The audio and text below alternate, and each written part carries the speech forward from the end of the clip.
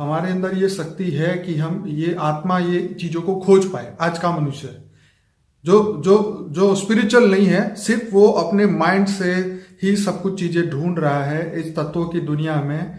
तो क्या man can do anything in universe? क्या उसके रहस्य या ये चीजें जान पाएगा आध्यात्म के बिना? देखो, पहले आध्यात्मिक नॉलेज के बिना, स्पिरिचुअल नॉलेज के बिना यूनिवर्स को ढूंढ पाना या यूनिवर्स को समझना असंभव है। ओके।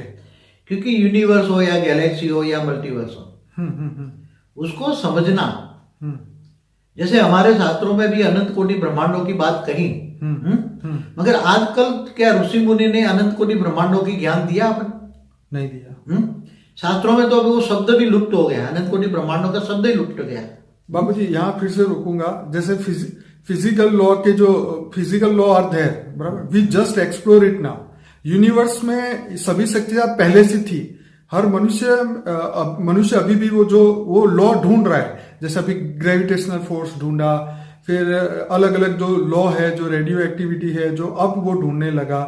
तो क्या आज का जो साइंटिस्ट है यूनिवर्स के रहस्य स्पिरिचुअलिटी के ज्ञान से, मतलब इससे भी और आगे जा सकता है? जो आप दुनिया को बता रहे परम तत्वों का ज्ञान, क्या वो अध्यात्म के बिना ये पॉसिबल है वहां तक पहुंचना? देखो, स्पिरिचुअल नॉलेज मतलब जैसे एक आपको बताऊं, जड़ और चेतन, जो ये कह रहे हैं कि तुम्हें स्पिरिचुअल साधन बनाने चाहिए। कैसे? आपको यूनिवर्स में अगर यूनिवर्स में जाना है तो यूनिवर्स के अंदर स्पिरिचुअल साधन होना चाहिए ना? नहीं।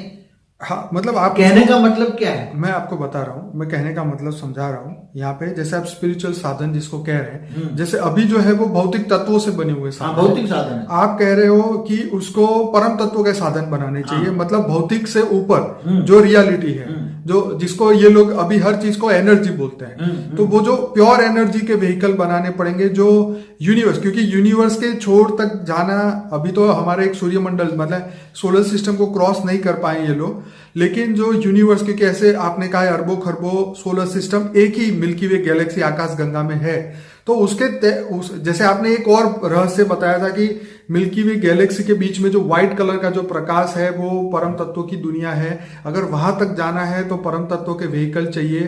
तो यही बापूजी जानना चाहते हैं कि ऐसे व्हीकल बने ताकि हम एक गैलेक्सी को क्रॉस करें या इसको पूरी तरीके से समझे और दुनिया तक ऐसे वाइब्रेशन पहुंचाए कि इसकी और जल्दी खोज हो जाए। जैसे अभी मैंने बताया ना, अणु से इन्होंने परमाणु बम तो है ना। हाँ, परमाणु बम माना परम तत्वों को बने ना। बिल्कुल। तो उनको परमाणु को भी और विस्फोट करे ना।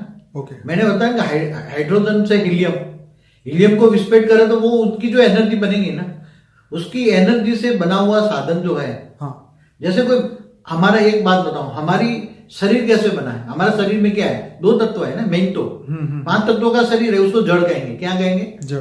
5 तत्व जो धरती, आकाश, वायु, अग्नि और आकाश जो है वो जड़ तत्व है ना। और उसके अंदर जो आत्मा है उसको चैतन्य कहते हैं ना। ठीक है, आत्मा है ना। तो दोनों का कॉम्बिनेशन से ये शरीर चलता है ना। दोनों का कॉम्बिनेशन से। तो ये जो साधन है, जैसे विमान है, विमान तो अब किससे चलता है? पेट्रोल से। अब विमान के अंदर आत्मा डाली जाए तो?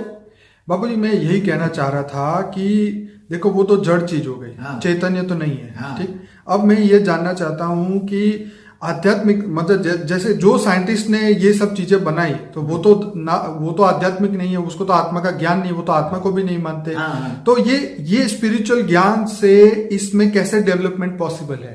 क्या वो साइंटिस्ट ये ज्ञान समझे, आत्मा खोजे, परमात्मा खोजे, तो उनकी पावर लेके ये ऐसे भी व्हीकल बना सकते हैं दुनिया को? हाँ, मेरा एक वीडियो है, उसमें मैंने कहा है, फ्यूचर वर्ल्ड के एक वीडियो है। ठीक है। फ्यूचर वर्ल्ड में मैंने बोला है कि जब परम सब आगे अब परम होना है, माना अच्छा होना है। ठीक है। अभी से अच्छा होना है। सही बात।